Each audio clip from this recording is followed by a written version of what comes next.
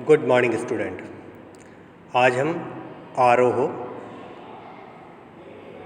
पुस्तक का पाठ 6 उषा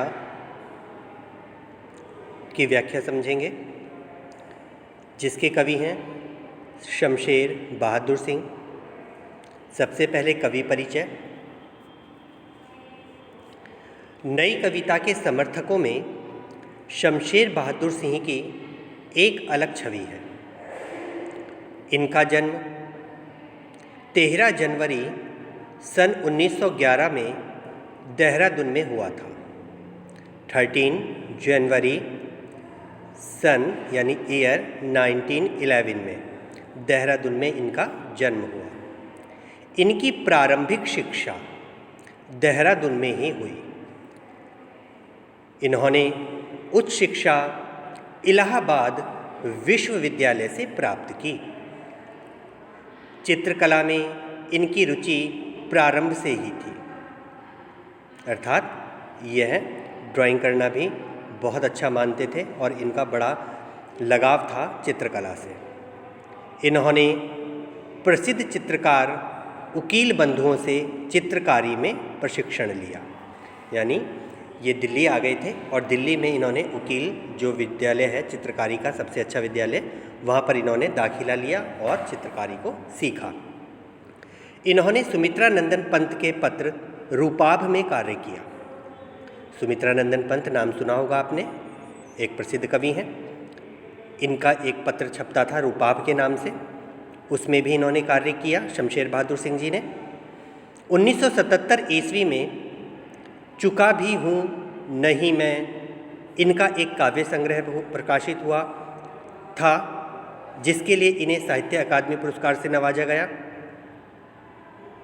इन्हें कबीर सम्मान सहित अनेक पुरस्कार मिले।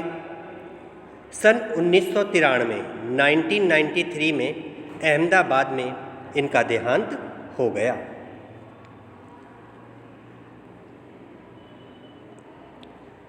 काव्यगत विशेषताएं। वैचारिक रूप से प्रगतिशील एवं शिल्पगत रूप से प्रयोगधर्मी कवि शमशेर को एक बिंबधर्मी कवि के रूप में जाना जाता है, अर्थात इनके जो विचार थे वो काफ़ी प्रगतिशील थे, विकास की तरफ बढ़ रहे थे। एवं अगर हम काव्य रूप में देखें तो ये प्रयोगधर्मी थे, अर्थात नए नए प्रयोग करते थे अपनी लेखनी के साथ, अपनी कविताओं के साथ, अपनी रचनाओं के साथ। और बिंब को भी ये बहुत प्रयोग करते थे। बिंब क्या होते हैं? जैसे कि जो हम अभी कविता पढ़ेंगे उसमें कवि ने कहीं लिपा हुआ चौका, कहीं स्लेट, कहीं खड़िया, इन शब्दों का प्रयोग किया है, इन वस्तुओं का प्रयोग किया है, तो ये वस्तुएं ही बिंब कहलाएंगी। इनकी बिंब धर्मिता शब्दों के माध्यम से रंग रेखा एवं सूची की अद्वैत कशीदाकारी का मादा रखती है। मादा मतलब हिम्मत। इन्होंने अपनी कविताओं में समाज की यथार्थ स्थिति का भी चित्रण किया है। ये समाज में व्याप्त गरीबी का चित्रण करते हैं। कवि ने प्रकृति के सौंदर्य का सुंदर वर्णन किया है। प्रकृति के नज़दीक रहने के कारण इनके प्राकृतिक चित्र अत्यंत जीवंत लगते हैं। उषा कविता में प्रातःकालीन वातावरण का सजीव चित्रण है। हम जो कविता पढ़ेंगे अब उषा, उसमें भी कवि ने प्रातःकालीन वातावरण का बड़ा ही सजीव चित्रण किया है, गतिशील चित्रण किया है, गांव की सुबह से जोड़ते हुए चित्रण किया है। शमशेर की कविता एक संधि स्थल पर खड़ी है। यह संधि एक और साहित्य, चित्रकला और संगीत की है, तो दूसरी ओर मूर्तता और अमूर्तता की तथा ऐन्द्रिय और ऐतिन्द्रियतर की है। कहने का मतलब कि इनकी जो हम कविता पढ़ेंगे उषा, वो साहित्य तो है ही क्योंकि कविता है, उसके अलावा उनकी जो चित्रकला है वो भी उसमें दिखाई देती है, यानी चित्रकला की जो सोच है वो भी उसमें उतर कर आती है। जैसे सुबह के वातावरण का बड़ा ही चित्रात्मक वर्णन किया है, साथ साथ संगीत सुनाई देता है उनके कविताओं में।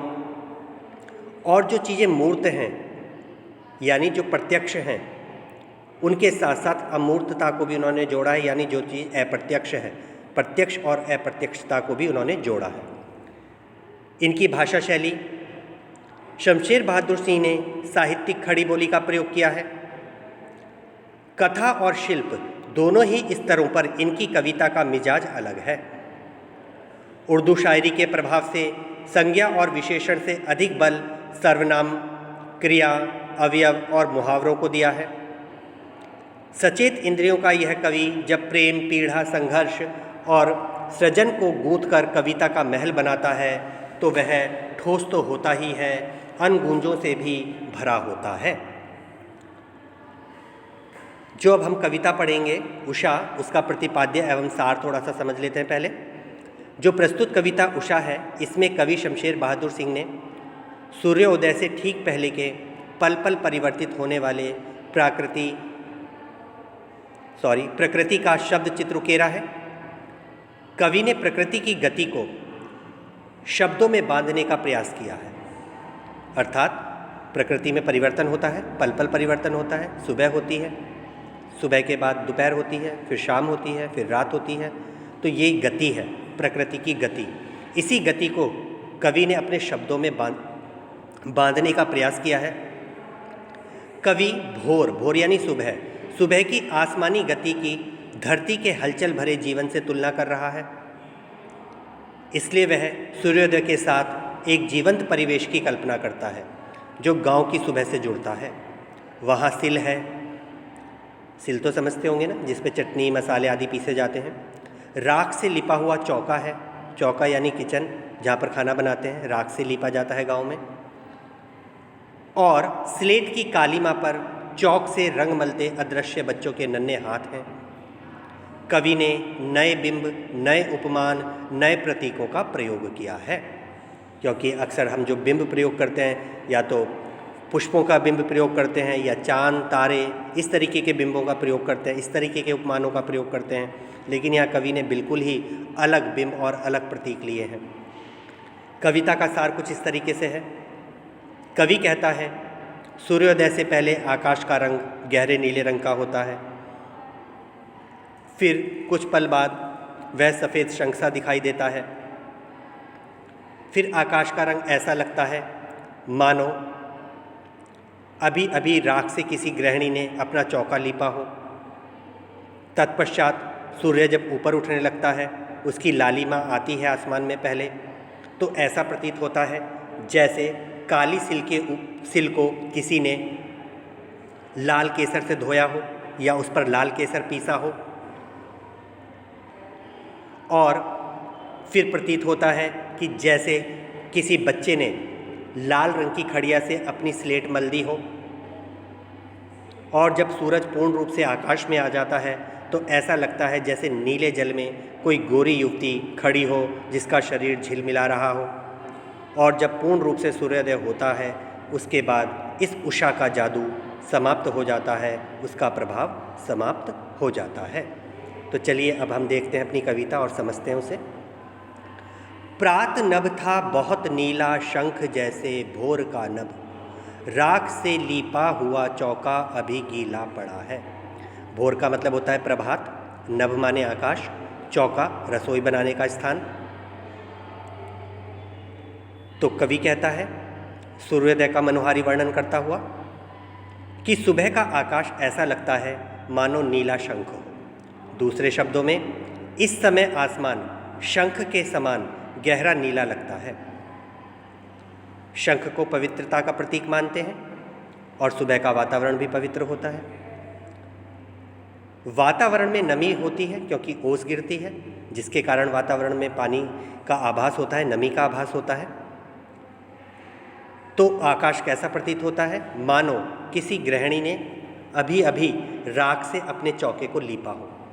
क्योंकि जब राख से चौके को लीपेंगे तो राख भी क्या रहेगी? गीली रहेगी। और राख का रंग कैसा होता है? थोड़ा स्लेटी।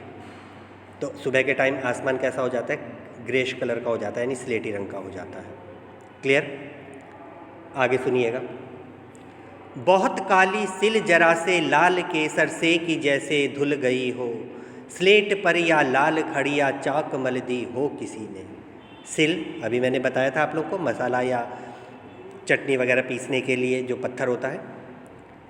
केसर एक विशेष प्रकार का जो फूल होता है, जो कश्मीर साइड में मिलता है, दूध वगैरह में भी डालते हैं, खीर में भी डालते हैं उसको।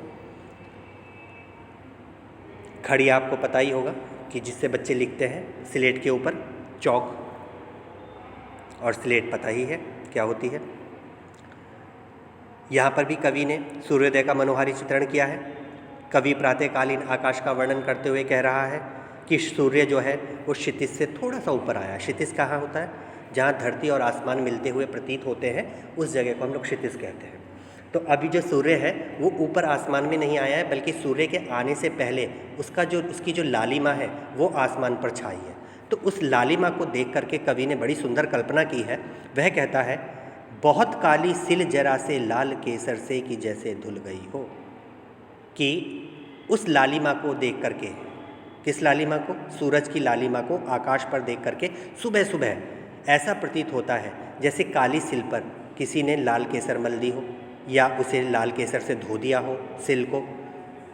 और जब थोड़ा सा और लालिमा फैलती है तो ऐसा लगता है जैसे बच्चों ने अपनी लाल रंग की चौक से स्लेट को मल दिया हो, यानी चौक को स्लेट पर घिस दिया हो।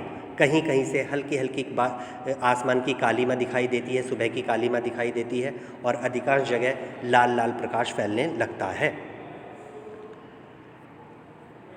आगे कवि कहता है, नील जल में या किसी की गौर झिलमिल देह जैसे हिल रही हो, और जादू टूटता है इस उषा का, अब सूर्योदय हो रहा है। गौर माने गोरी युवती, झिलमिल यानी मचलती हुई, देह यानी शरीर, जादू यानी आकर्षण, उषा प्रातःकाल का समय, सूर्योदय सूर्य का उगना। प्रस्तुत पंक्तियों में कवि ने वही सूर्योदय का मनोहारी चित्रण किया है। वो सुबह के जादू के विषय में बता रहा है और उसे गांव की गतिशीलता से जोड़ रहा है। कवि ने कहा, भोर के समय यानी सुबह के समय पल पल दृश्य बदलता रहता है।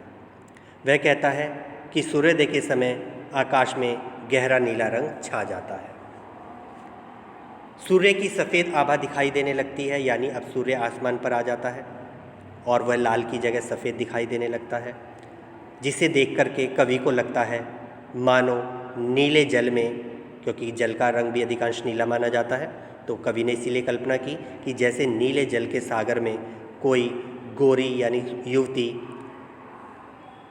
खड़ी हो और उसका शरीर झिलमिला रहा हो।